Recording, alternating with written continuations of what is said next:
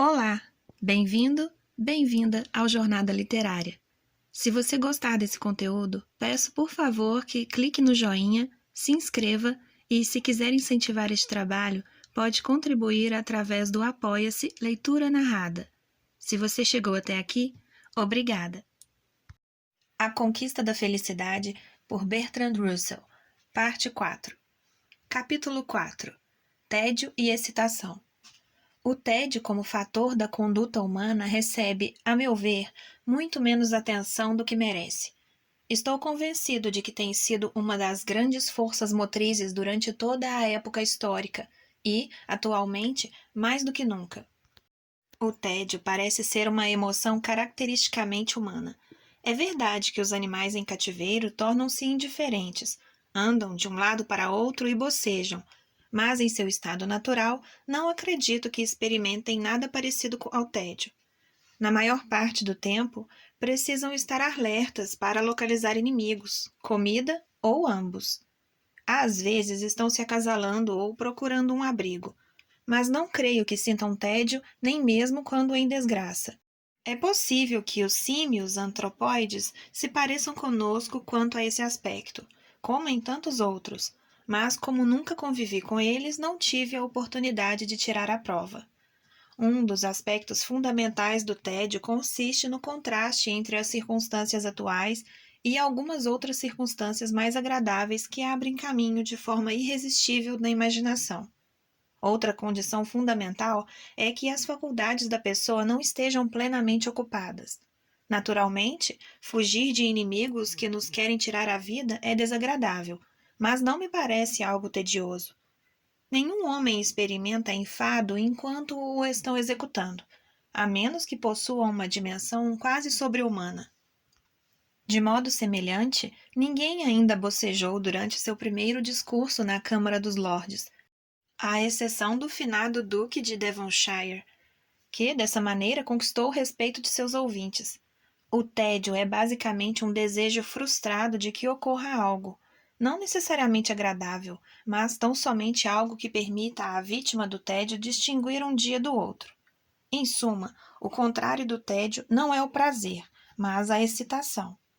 O desejo de excitação está profundamente arraigado nos seres humanos, sobretudo nos valores.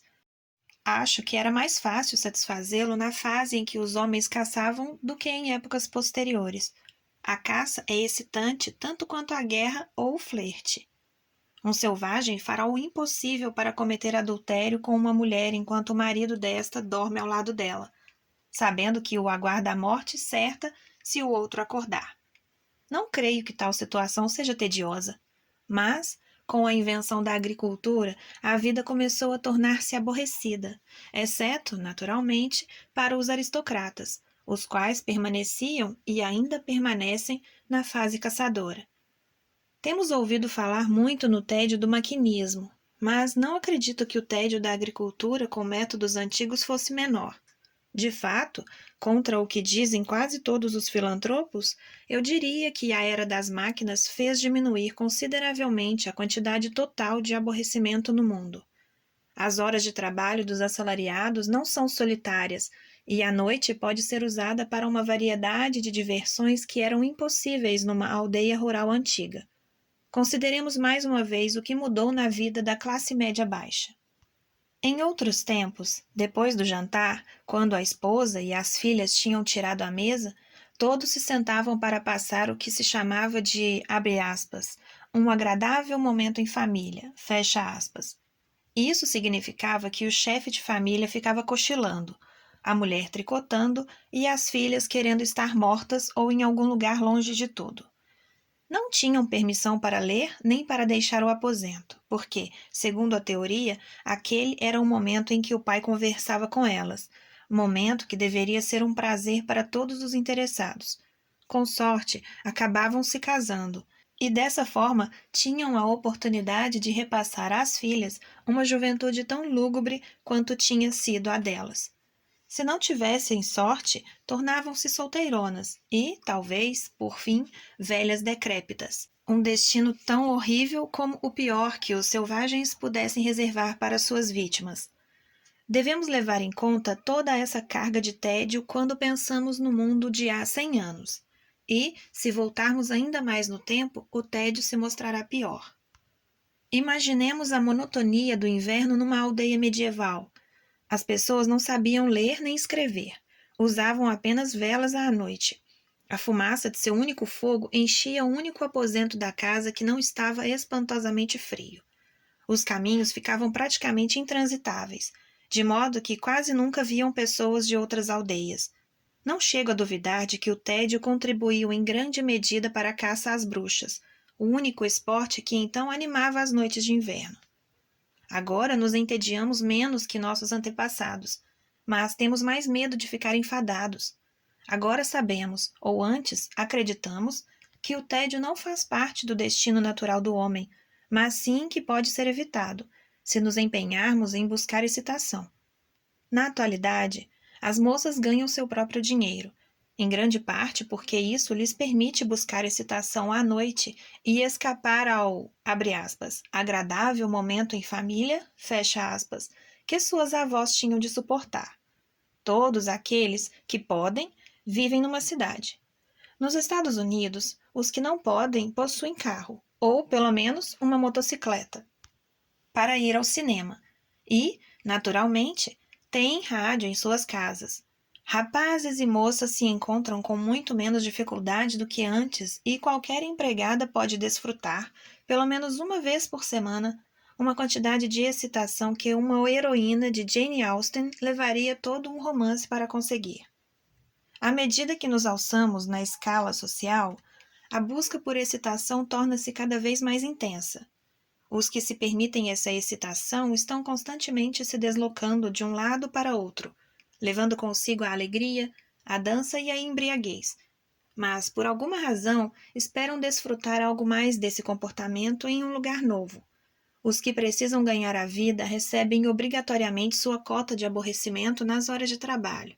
Mas aqueles que dispõem de dinheiro suficiente para livrar-se da necessidade de trabalhar têm como ideal uma vida completamente livre de tédio. É um nobre ideal, e longe de nós a intenção de condená-lo, mas receio que, como outros ideais, sejam mais difíceis de alcançar do que acreditam os idealistas. Enfim, as manhãs são aborrecidas na mesma proporção em que foram divertidas as noites anteriores. Logo chegará a idade madura e, em seguida, a velhice. Aos 20 anos, os jovens pensam que a vida termina aos 30. Eu, que estou com 58, já não posso sustentar tal opinião. Parece que é tão insensato esbanjar o capital vital quanto o capital financeiro. É possível que um certo grau de enfado seja um ingrediente necessário da vida. O desejo de escapar ao tédio é natural. De fato, todas as raças humanas manifestaram isso sempre que tiveram a ocasião. Quando os selvagens saborearam pela primeira vez o álcool que lhes oferecia o homem branco, encontraram por fim uma maneira de escapar a seu tédio milenar e, exceto quando o governo interferiu, embriagaram-se até morrer de diversão. As guerras, as perseguições de cunho racista e as perseguições em geral fizeram parte dos meios de evitar o aborrecimento. Até mesmo brigar com os vizinhos era melhor que nada. Portanto, o tédio é um problema fundamental para o moralista, visto que, no mínimo, metade dos pecados cometidos pelos homens decorrem do medo de se entediar. Mas não devemos considerar o tédio algo absolutamente mau. Existem dois tipos de tédio. Um deles é frutífero, enquanto o outro se mostra ridículo. O frutífero baseia-se na ausência de drogas, ao passo que o ridículo consiste na ausência de atividades vitais. Não pretendo dizer que as drogas não possam desempenhar nunca um bom papel na vida. Há momentos, por exemplo, em que o médico inteligente receitará um opiáceo, e creio que esses momentos são mais frequentes do que imaginam aqueles que condenam tal prática. Lembramos, entretanto, que a ânsia por drogas não deve ser deixada à mercê dos impulsos naturais descontrolados. E o tipo de enfado que experimenta a pessoa habituada às drogas, quando se vê privada delas, é algo para o qual não tenho como sugerir nenhum remédio, exceto o tempo. Ora, o que dissemos das drogas pode ser aplicado, guardadas as devidas proporções a todo tipo de excitação. Uma vida demasiadamente repleta de excitação é esgotante, e para mantê-la precisamos sempre de estímulos cada vez mais fortes para conseguir a excitação que chegou a ser considerada parte essencial do prazer. Uma pessoa habituada a excessos de excitação é como uma pessoa viciada em pimenta, que acaba achando irrisória uma certa quantidade que deixaria qualquer outra pessoa cuspindo fogo. Evitar o excesso de excitação sempre traz um certo grau de enfado, mas tal excesso não só prejudica a saúde, como também embota o paladar para todo tipo de prazeres gustativos, substituindo essas satisfações orgânicas profundas por simples cintilações, a sabedoria pela habilidade e a beleza pelas surpresas picantes. Não quero exagerar minhas objeções à excitação. Um certo grau de excitação é algo saudável, mas, como quase tudo, trata-se de uma questão de quantidade. Muito pouca coisa pode dar ensejo a ânsias mórbidas. Em excesso, provoca esgotamento. Portanto, para levar uma vida feliz é imprescindível a capacidade de suportar algum tédio, e é isso que deveria ser ensinado aos jovens. Todos os grandes livros contêm partes aborrecidas, e todas as grandes vidas contaram com períodos sem nenhum interesse. Imaginemos um moderno editor norte-americano a quem apresentassem o Antigo Testamento como se fosse um manuscrito novo, que ele vê pela primeira vez. Não é difícil imaginar quais seriam seus comentários, por exemplo, acerca das genealogias. Abre aspas. Meu senhor, está faltando garra neste capítulo. Não posso crer que o senhor ache que os leitores vão se interessar por uma simples lista de nomes próprios de pessoas a cujo respeito não se conta quase nada. Fecha aspas. Diria ele. Abre aspas. Reconheço que o começo da história tem bastante estilo, e isso me impressionou favoravelmente, mas o senhor me parece obcecado com a ideia de contar tudo. Fecha aspas. E continuaria. Abre aspas. Saliente os momentos importantes, elimine o supérfluo e traga-me novamente os originais quando os houver reduzido a um tamanho razoável. Fecha aspas. Isto diria o editor moderno, sabendo que o leitor atual receia enfadar-se. E teria igual comportamento para com a obra de Confúcio, com o Corão, com o Capital, de Marx, e com todos os livros consagrados que já venderam milhões de exemplares.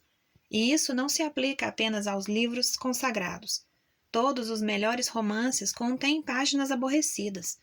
Um romance que lança chamas da primeira à última página não será certamente um romance muito bom. Tampouco as vidas dos grandes homens foram apaixonantes, com exceção de alguns grandes momentos. Sócrates comparecia a um banquete de tempos em tempos e é verdade que se saiu muito bem em suas conversas, enquanto a cicuta fazia efeito, mas a maior parte de sua vida viveu tranquilamente em Xantipa, passeando à tarde e, talvez, encontrando-se com alguns amigos pelo caminho. Costumamos dizer que Kant nunca se afastou mais de 15 quilômetros de Königsberg em toda a sua vida. Darwin, depois de dar a volta ao mundo, passou o resto da vida em sua casa. Marx, após incitar algumas revoluções, resolveu ficar o restante dos seus dias no Museu Britânico. Vemos, portanto, que a vida calma é uma característica dos grandes homens, e seus prazeres não foram de uma natureza capaz de impressionar o olho alheio. Nenhum êxito é possível sem trabalho persistente, tão absorvente e difícil, e isso nos deixa pouca energia para as formas de diversão mais fatigantes, à exceção das que servem para recuperar a energia física durante os feriados ou as férias, cujo melhor exemplo é o alpinismo. A capacidade de suportar uma vida mais ou menos monótona deve ser adquirida na infância. Os pais modernos são culpados nesse particular. Proporcionam aos filhos demasiadas distrações passivas, como espetáculos e guloseimas, e não parecem dar-se conta da importância que tem para a criança o fato de um dia ser igual ao outro, excetuando, naturalmente, as ocasiões especiais. Em geral, os prazeres da infância deveriam ser aqueles que a criança conseguisse extrair de seu ambiente com um pouco de esforço e criatividade. Os prazeres excitantes e que, ao mesmo tempo, não impliquem nenhum esforço físico, como, por exemplo, o teatro, deveriam vir mais tarde. A excitação é cumulativa, como a droga, e a passividade física que acompanha a excitação é contrária ao instinto. Uma criança, como um rebento, desenvolve-se melhor quando é deixada para crescer sem perturbações em um mesmo local. O excesso de viagens e a enorme variedade de impressões não são boas para os jovens, e é exatamente por isso que, à medida que vão crescendo, tornam-se incapazes de suportar a monotonia frutífera. Não quero dizer que a monotonia tenha méritos por si própria. Digo apenas que certas coisas boas não são possíveis se não existir um certo grau de monotonia. Examinemos o caso do Prelude, de Wordsworth. Qualquer leitor perceberia sem problemas que o que existe de valioso nas ideias e nos sentimentos do poeta seria impossível para um jovem urbano sofisticado. Um menino ou um jovem que tenha algum propósito construtivo sério aguentará voluntariamente uma sorte soma de aborrecimento se julgá-la necessária para seus objetivos. Mas os propósitos construtivos não se constituem facilmente na cabeça de um rapaz se este está levando uma vida de distrações e dissipações, porque, neste caso, seus pensamentos estarão sempre voltados para o próximo prazer e não para o êxito distante. Por tudo isso, uma geração incapaz de suportar o tédio será uma geração de homens pequenos, de homens excessivamente dissociados dos lentos processos da natureza, de homens em que todos os impulsos vitais murcham, pouco a pouco, como as flores cortadas de um jardim. Não gosto da linguagem mística, mas não sei como expressar o que quero dizer sem usar frases que soem mais poéticas do que científicas. Somos, enfim, criaturas da Terra. Nossa vida faz parte da vida da Terra e nos nutrimos dela, assim como as plantas e os animais. E o ritmo da vida da Terra é lento. O outono e o inverno são tão imprescindíveis quanto a primavera e o verão. O descanso é tão necessário quanto o movimento. Para a criança, mais ainda do que para o homem, é preciso manter algum contato com os fluxos e os refluxos da vida terrestre. O corpo humano veio se adaptando há milhões de anos a esse ritmo, e a religião chegou a incorporar parte dele na festa da Páscoa. Um dia vi um menino de 2 anos, criado em Londres, sair pela primeira vez para passear pelo Campo Verde. Era inverno e tudo se achava úmido e sem cor. Aos olhos de um adulto, aquilo não tinha nada de agradável, mas provocou no garoto um estranho êxtase. Deitou-se no chão molhado e encostou o rosto na relva, deixando escapar gritinhos de prazer. Sua alegria mostrava-se primitiva, simples e sem tamanho. A necessidade orgânica que ele estava satisfazendo era profunda.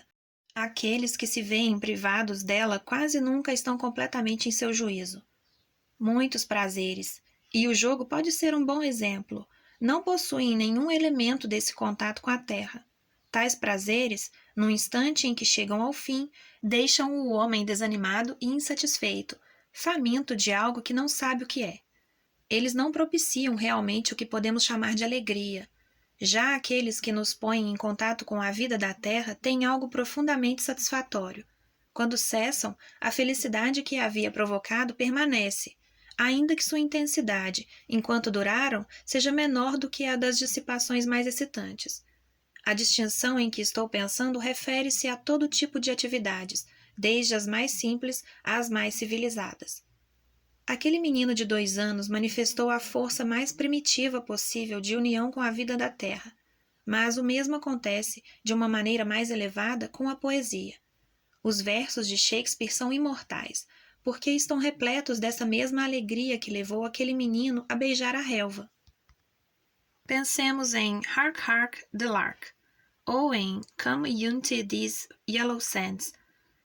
Vemos nesses poemas a expressão civilizada da mesma emoção que o menino de 2 anos só podia expressar com gestos inarticulados. Ou consideremos, em vez disso, a diferença entre o amor e a mera atração sexual. O amor é uma experiência na qual todo o nosso ser se renova e ganha forças, como as plantas com a chuva depois do estio. No ato sexual sem amor não há nada disso. Quando o prazer momentâneo termina, só restam a fadiga, o desgosto e a sensação de que a vida se acha vazia. O amor faz parte da vida na Terra. O sexo sem amor, não. O tipo especial de enfado de que sofrem as populações urbanas modernas está intimamente relacionado com sua separação da vida na Terra.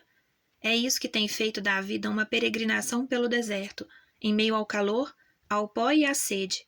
Entre aqueles que são suficientemente ricos para escolher seu modo de vida, o tipo particular de tédio de que padecem se deve, por mais paradoxal que pareça, ao medo de se entediar. Ao fugir do tédio frutífero, caem nas garras de outro ainda pior. Uma vida feliz tem que ser, em grande medida, tranquila, pois só em um ambiente calmo pode existir a autêntica alegria.